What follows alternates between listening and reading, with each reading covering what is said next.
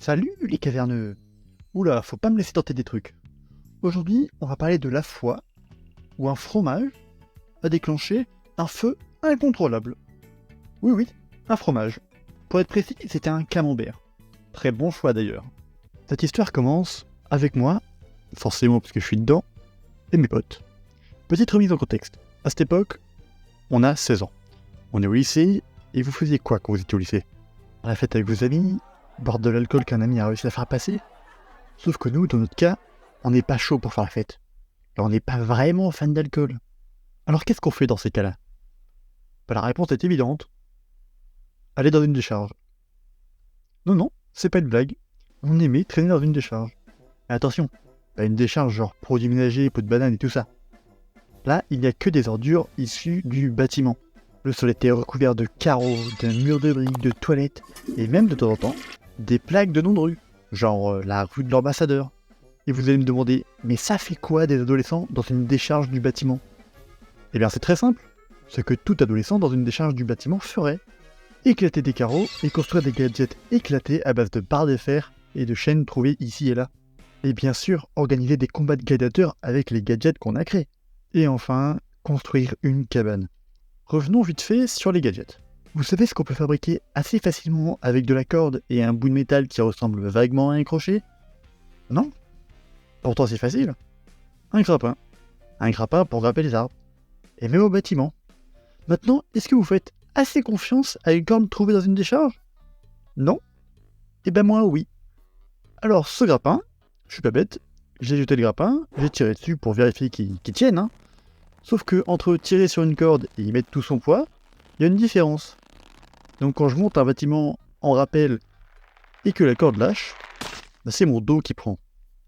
C'est bien mignon cette histoire de grappin, mais on en est où avec la cabane? Réponse est non. Non quoi? Non la cabane? Non le grappin?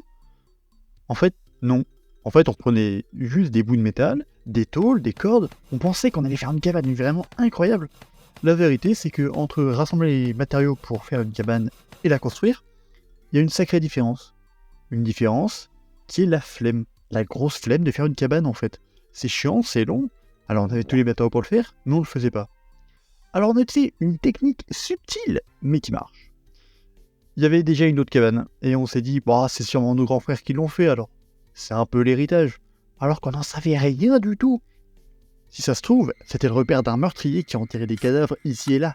Vous allez me dire, oui mais Jojo, ça fait 3 minutes que tu nous parles de ta vie, mais nous, tu nous as promis un feu de forêt. J'y viens et j'y viens. Cette journée-là, on était allé, comme d'hab, dans la décharge, et là-bas on a récupéré des trucs habituels, des cordes, des bouts de métal. Mais cette fois-ci, j'avais récupéré un truc qu'on n'a pas l'habitude de récupérer. Un tapis. Alors tout le monde me disait que c'était con ce tapis. Même là, à l'heure actuelle, que je repense, pourquoi j'ai pris ce putain de tapis? Je veux dire, qu'est-ce que je vais en faire? C'est lourd, c'est sale, c'est encombrant. Prendre un tapis, ça ressemble à une bonne grosse idée de merde. Et pourtant, ce jour-là, j'en étais convaincu. Ce tapis, c'était la meilleure idée du siècle. Ce tapis, c'était un banger. Ce tapis, c'était une masterclass. Ce tapis, c'était la révélation de l'année. Si j'avais pu voter aux élections, j'aurais voté tapis. Une fois qu'on a bien looté la décharge, on ramène naturellement notre butin à l'endroit où on avait prévu de manger ce jour-là. Et aussi à l'endroit où on avait l'habitude d'organiser nos combats de gladiateurs. Mais qu'est-ce qu'on aurait bien pu manger dans un patelin paumé comme celui-là? Sûr, on n'était pas assez prévoyant pour préparer un pique-nique. Alors forcément, on fait ce que tous les gens qui ont la flemme de cuisiner font, prendre une pizza. Du coup, c'est ce qu'on a fait. On est allé au camion de pizza, et au moment de commander les pizzas, on s'est rendu compte d'une chose. Bah, on a un pote qui est végétarien. Et il n'y a aucune pizza végétarienne sur la carte. Alors c'est sûr, on aurait pu demander au pizzaïolo de nous faire telle pizza et en enlever la viande. Sauf que c'est beaucoup trop d'interactions sociales et personne d'entre nous n'aurait le courage, ne serait-ce que de demander ça. Alors on s'est rabattu sur un plan B. Le plan B est assez contre-intuitif, du fromage. Parce que oui, j'ai dit végétarien, pas vegan, donc le fromage, ça va encore. Et ça tombe bien parce que le fromage, il aime ça. Alors on a pris 3 camemberts et 2 baguettes. Notre but, c'était évident. On voulait faire fondre le camembert et tremper notre pain dedans. Idée géniale entre potes. C'est convivial, c'est parfait, tout le monde est content.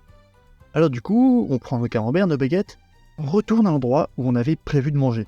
Et heureusement, mais vraiment heureusement, à cet endroit, il y avait déjà mon grand frère, pour le coup c'est vrai, qui avait organisé des choses à cet endroit. Et donc il y avait un barbecue qui était là, qu'on pouvait se servir tranquillement. Alors là, c'est parfait. On est en barbecue, on est à côté de la forêt, il y a du petit bois, des feuilles, c'est assez sec pour que ça s'enflamme assez bien. Alors du coup, il n'y a plus qu'à l'allumer, faire cuire le fromage, et ce sera bon. Du coup, on va confier cette mission à l'un de nous. Et l'heureux élu, c'est Clément. Bon, au cas où il s'appelle pas vraiment Clément, c'est juste pour l'anonymiser. Clément, c'est le mec bizarre du groupe. Sachant que nous, on est déjà les mecs bizarres de nos classes respectives. Alors lui, c'est le bizarre des bizarres. Et ce Clément, il a une idée lumineuse, mais vraiment lumineuse. Déjà dit, on était à côté de petits bois et de feuilles.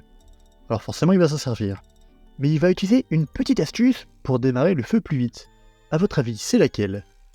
Pas la peine d'essayer, je peux pas vous entendre. C'est simple, Clément, il avait un scooter. Et avec son scooter, il avait un jerrycan d'essence. Plus il fumait, donc il avait un briquet. Alors il va mettre un peu d'essence dans le fond du barbecue, du bois, des feuilles, et essayer d'allumer. Et là, ça marche pas. Il réessaye, il remet un peu d'essence, du bois, des feuilles, ça marche toujours pas. Il réessaye du bois, des feuilles, essence, ça marche pas. Alors il se dit, ah c'est bon là, j'en ai marre. Alors il va prendre son jerrycan d'une main, son briquet dans l'autre, il va verser tout doucement l'essence dans le barbecue, et essayer d'allumer avec le briquet de l'autre. Il y a bien un moment où ça va s'allumer. Et il avait raison. Il avait juste raison, c'était la chose à faire. Ça s'est allumé, parfait. Ah oui, sauf que le feu, ça prend très très vite. Donc le temps que ça s'allume a remonté tout bêtement le jerrycan. Plutôt logique, non? Et qu'est-ce qui se passe quand du feu rentre dans un jerrycan plein d'essence? Il se passe exactement ce à quoi on peut s'attendre quand du feu rentre dans un jerrycan plein d'essence. Une explosion. Enfin, pas une grosse explosion, une toute petite explosion juste devant le goulot. Alors, rien d'incroyable, personne n'a été blessé par cette explosion. Même Clément, qui tenait le jerrycan, n'a pas été blessé tellement cette explosion était petite. Mais ça l'a surpris. Même plus que surpris, ça lui a fait peur. Et c'est normal, c'est une explosion à 20 cm de ta gueule, oui, ça fait peur. Alors qu'est-ce qu'on fait quand on a peur de quelque chose qu'on tient? On le lâche, c'est naturel. Sauf que notre Clément, il va pas le lâcher droit. Il va le jeter vers nous. Oui, il va vraiment le jeter vers nous, en mode hop, c'est votre problème maintenant. Et le pire, c'est que en le jetant, il va faire tournoyer le jerrycan. Et donc maintenant, le jerrycan, pendant toute sa traversée dans les airs, il va tourner et répandre de l'essence tout autour de nous. Mais de l'essence, enflammée évidemment, vous avez suivi. Alors on est là, 4 adolescents au milieu d'une spirale de flammes.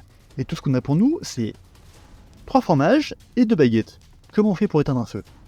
Alors, heureusement, on n'est pas tous là à paniquer. Il y a mon frère jumeau qui va avoir une putain d'idée, une incroyable idée. Il va enlever sa veste comme un héros et essayer d'étouffer les flammes comme ça avec sa veste. Alors ça marche, il commence à effacer les portes de la spirale, sauf que sa veste, ça reste du tissu et il est pas bien humide, il est même plutôt sec. Alors au bout d'une bonne dizaine de secondes, ça prend feu, évidemment. Alors là, on est encore plus paniqué. On avait réussi à commencer à éteindre le feu, mais directement, on est stoppé dans notre élan parce que tout a cramé. Alors maintenant, en plus d'être dans une spirale de flammes, on a une preuve qu'on a foutu le feu à quelque chose. On est bien dans la merde. Et c'est là que j'ai un éclair de génie. Personne n'avait cru en moi, personne. J'étais le seul à croire en lui. Vous lui avez tous tourné le dos. Et pourtant, lui, il était là, avec nous depuis le début. Encore une fois, il allait nous sauver la mise. Je parle bien sûr du putain de tapis. Ce tapis dont personne ne croyait, personne n'y croyait à mon tapis. Et pourtant, ce tapis-là, il allait sauver la forêt d'un feu de forêt provoqué par quelqu'un de pas très dégourdi.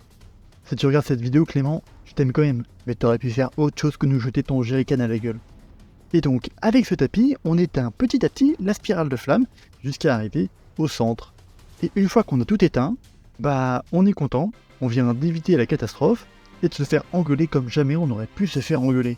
Mais bon, il nous reste un problème. On a ce qu'on appelle des preuves, c'est-à-dire un jerrycan à moitié cramé et une demi-veste consommée par les flammes.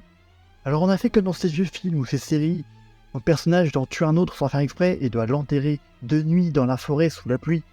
Alors on a fait pareil, sauf que là c'était pas un cadavre, c'était une veste et un jerrycan. Il nous restait plus qu'à rentrer et faire comme si de rien n'était. Alors bien sûr on a mangé notre fromage et notre pain. pour se réconforter, pour se dire que tout ça n'a pas été vain. Et le soir, en rentrant chez nous, parents ont posé la question à mon frère jumeau. Bah, elle est où ta veste? Il faisait froid aujourd'hui. Là, sans réfléchir, il répond, bah non, moi je trouve qu'il fait assez bon. Discrètement, nous, on s'est regardé. On savait la vérité. Et j'espère que ça vous aura plu. Petite vidéo qui sort un peu de l'ordinaire. N'hésitez pas si vous avez des anecdotes en rapport avec des feux de forêt et des mecs qui jouent avec un jerrycan et un briquet. Pouf!